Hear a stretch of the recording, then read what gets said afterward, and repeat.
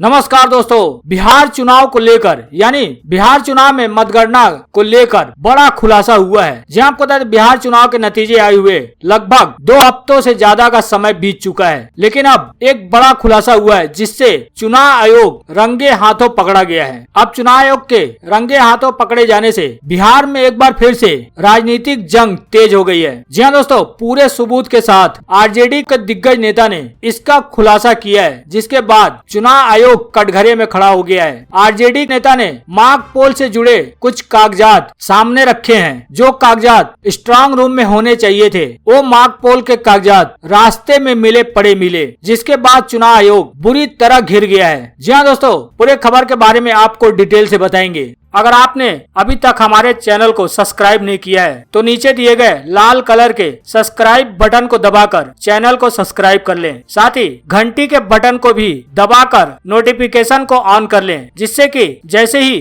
खबरों का अपडेट इस चैनल पे आए आपको सबसे पहले मिल सके। और साथ ही इस वीडियो पर अपना एक लाइक जरूर दें और वीडियो को शेयर भी करें। जी हाँ दोस्तों, आपको बता दें, बिहार चुनाव के नतीजे आए हुए 2 हफ्ते हो चुके हैं, लेकिन अब बिहार चुनाव के नतीजे को लेकर एक बार फिर चुनाव आयोग कटघरे में खड़ा हो गया है। आपको बता दें, मॉक पोल से जुड़े कागजात जो स्ट्रांग रूम में होने चाहिए थे, वो रास्ते में पड़े मिले हैं। वो कागजात एक महिला को मिला है। जी आपको बता दें, दरभंगा के केवटी विधानसभा क्षेत्र की मतदाता केंद्र संख्या 84 प्राथमिक विद्यालय धर्मपुर दक्षिणी से जुड़ा मॉक पोल का लिफाफा स्ट्रांग रूम में होने के बजाय एक महिला के हाथ लगा है, जिसके बाद उसे आरजेडी के वरिष्ठ नेता अब्दुल बारी सिद्दीकी के आवास पर रखा गया। हालांकि कई लोगों के मन में सवाल होगा कि मॉक पोल क्या होता है, इसका चुनाव नतीजों से क्या संबंध है, आपको वो भी आगे बताएंगे। लेकिन इससे पहले आपको बता दें, ये जो आप लिफाफा देख रहे हैं, ये काले रंग के लिफाफे पर 7 नवंबर 2020 लिखा हुआ है। यह लिफाफा सील बंद है। ऐसा ही एक दूसरा लिफाफा भी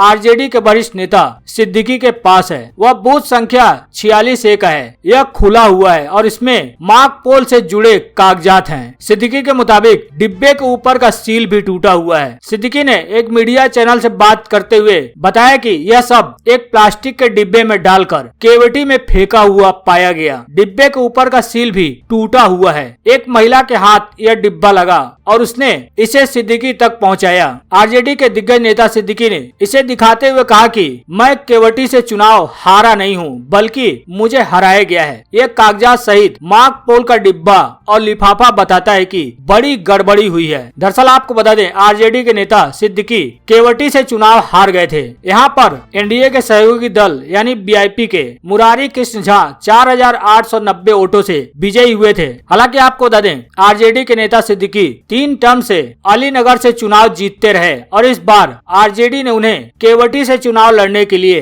टिकट दिया था। सिद्दीकी ने बताया कि मॉक पोल की गड़बड़ी से भी चुनाव हराया या जिताया जा सकता है। उनका कहना है कि जिस तरीके से मॉक पोल से जुड़े कागजात डिब्बा सहित जिस तरह से फेंके हुए मिले हैं, उससे इस आशंका को बल मिलता है। अब इस मॉक पोल के यानी मॉक पोल कागजात के स्ट्रांग रूम के बजाय रास्ते में पड़े मिलने से चुनाव आयोग कटघरे में खड़ा हो गया है। हालांकि उनका कहना है कि इसकी जानकारी उन्होंने बिहार के मुख्य निर्वाचन पदाधिकारी श्रीनिवास को फोन कर दे दी है। उनका कहना है कि मॉक पोल से जुड़े कागजात तो सील बंद डिब्बे में स्ट्रांग रूम में होने चाहिए, लेकिन यह रास्ते में पड़े मिले। यह मॉक पोल के कागजात एक महिला के हाथ लगे थे, जिसके बाद उस महिला ने इस कागजात को सिद्दीकी के पास भेजा। वहीं आरजेडी नेता सिद्दीकी का यह भी कहते हैं कि केवटी विधानसभा क्षेत्र के वोटों की गिनती 12 से 1 बजे के बीच खत्म कर दी गई थी। जब उन्होंने दोबारा से मतगणना कराने को कहा, तब तक पोलिंग एजेंट और अधिकारी सब वहां से जा चुके थे। उनका कहना है कि यह चुनाव की प्रक्रिया से जुड़ा बड़ा मामला है, जो इस बार के विधानसभा चुनाव में बड़ी गड़बड़ी का पर्दाफाश करता है। अब मॉक पोल से जुड़े कागजात स्ट्रांग रूम के बजाय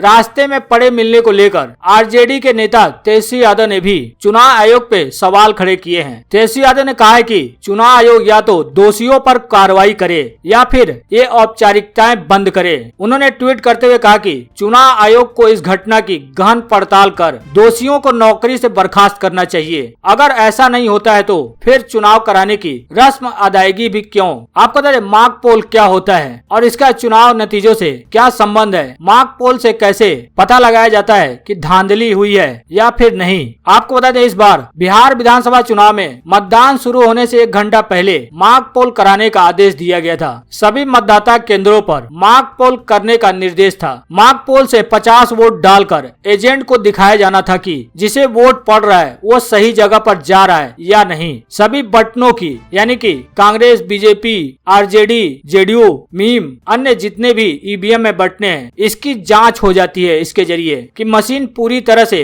सही काम कर रही है या नहीं। इसके बाद इसकी पर्ची को लिफाफे में डालकर डिब्बे में सील कर दिया जाता है। इसे संभाल कर इसलिए रखा जाता है कि कोई भी प्रत्याशी अगर मतगणना को चैलेंज करना चाहे तो यानी कि मशीन में गड़बड़ी को चैलेंज करना चाहे तो इससे बताया जा सके कि मशीन बिल्कुल सही है और वोट सही जगह पर गया है। ईवीएम मशीन और वीवीपैट को जमा करते समय मॉक पोल की पर्ची भी स्ट्रांग रूम में जमा की जाती है। वहीं आपको बता दें आज विधानसभा की सदस्यता ग्रहण करने के बाद तेजस्वी यादव ने बिहार के मुख्यमंत्री नीतीश कुमार पर बड़ा हमला बोला है। हमला बोलते हुए बोला भ्रष्टाचार के भीष्म पितामह है नीतीश कुमार। जी आपको बता दें बिहार विधानसभा चुनाव के बाद से ही एनडीए की अगुवाई में नीतीश कुमार ने 7वीं बार बिहार के मुख्यमंत्री की कुर्सी संभाल ली है। आज 17वीं बिहार विधानसभा का पहला सत्र चला है जिसमें सभी विधायकों ने विधानसभा की सदस्यता ग्रहण की है। हालांकि सदस्यता ग्रहण कराने का सिलसिला 2 दिनों तक चलेगा। 2 दिन तक चलने वाले शपथ सत्र में आज भारतीय जनता पार्टी और जेडीयू के कई दिग्गज नेताओं के अलावा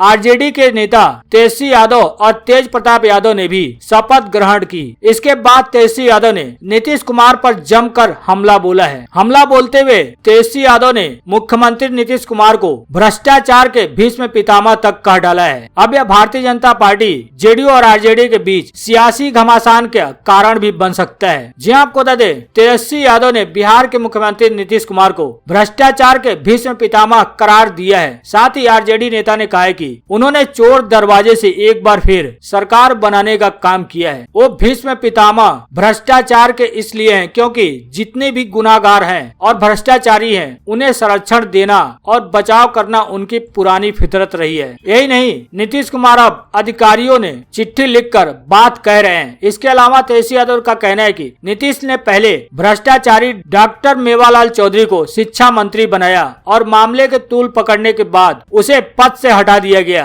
यही नहीं नए शिक्षा मंत्री पर भी सवाल उठ रहे हैं, लेकिन इस पर नीतीश कुमार क्यों चुप हैं? तेजस्वी यादव ने बिहार के मुख्यमंत्री नीतीश कुमार को भीष्म पितामह का उपाधि देते हुए कहा कि उन्होंने चोर दरवाजे से एक बार फिर सरकार बनाने का काम किया है। उन्होंने ट्वीट करते हुए लिखा कि नीतीश कुमार जी भीष्म पितामह हैं भ्रष्टाचार के। उन्होंने चोर दरवाजे से एक बार फिर सरकार बनाने का काम किया है। वो भीष्म पितामह भ्रष्टाचार के इसलिए हैं क्योंकि जितने भी गुनाहगार हैं, भ्रष्टाचारी हैं, उन्हें संरक्षण देना और बचाव करना उनकी पुरानी फितरत रही है। कई अधिकारियों ने आईएएस अधिकारियों ने जो जांच करता है उन्होंने तो खुले तौर पे चिट्ठी में लिखा है कि नीतीश कुमार जी चाहे कितने भी बड़े अपराध या घोटाले हुए हैं उनको नीतीश कुमार जी ने संरक्षण दिया है। ये सिर्फ मैं ही नहीं कह रहा बल्कि आईएएस अधिकारी भी अपने सरकार बनते ही उन्होंने शिक्षा मंत्री जो बनाया, जो चर्चित भ्रष्टाचार नियुक्ति घोटाला में जो शामिल रहे हैं उनको उन्होंने शिक्षा मंत्रालय जैसी अहम जिम्मेदारी देने का काम किया। जिस दिन ऑफिस ज्वाइनिंग होती है उस दिन उनका रिजिग्नेशन आता है और फिर एक नए शिक्षा मंत्री को जिम्मेदारी दी जाती है, एक नए व्यक्ति को जिम्मेदारी दी जाती है जिसके कार्यकाल में खुद भी घोटाले हो रखे हैं और जिनकी पत्नी के ऊपर सीबीआई जांच चल रहा है जो कि सुप्रीम कोर्ट में नहीं मैटर। हम तो चाहेंगे कि बिहार बदहाल इसलिए है क्योंकि नीतीश कुमार जी लगातार जो लोग खजाने लूटने वाले लोग हैं उनको इन्होंने बढ़ावा दिया और संरक्षण किया। हालांकि आपको बता दें लगातार तेजस्वी यादव नीतीश कुमार पर हमलावर हैं। लगातार वो नीतीश कुमार को सत्ता के दम पर जीत हासिल कर मुख्यमंत्री की कुर्सी पर बैठने का आरोप लगा रहे हैं। हालांकि लगातार तेजस्वी यादव चुनाव आयोग से इससे पहले रिकाउंटिंग की भी मांग कर चुके हैं, लेकिन अब रिकाउंटिंग के मामले को लेकर आरजेडी के एक उम्मीदवार पटना हाई कोर्ट में याचिका दाखिल की है। और ऐसी भी खबर है कि सभी 21 उम्मीदवार जो कि बहुत ही कम वोटों के अंतरों से आ रहे हैं, वो सभी कोर्ट में याचिका दाखिल करेंगे और इस याचिका में माना जा रहा है कि रिकाउंटिंग की मांग की जा सकती है। हालांकि याचिका दाखिल होने के बाद कोर्ट का क्या निर्णय आता है वो देखना सबसे ज्यादा दिलचस्प होगा।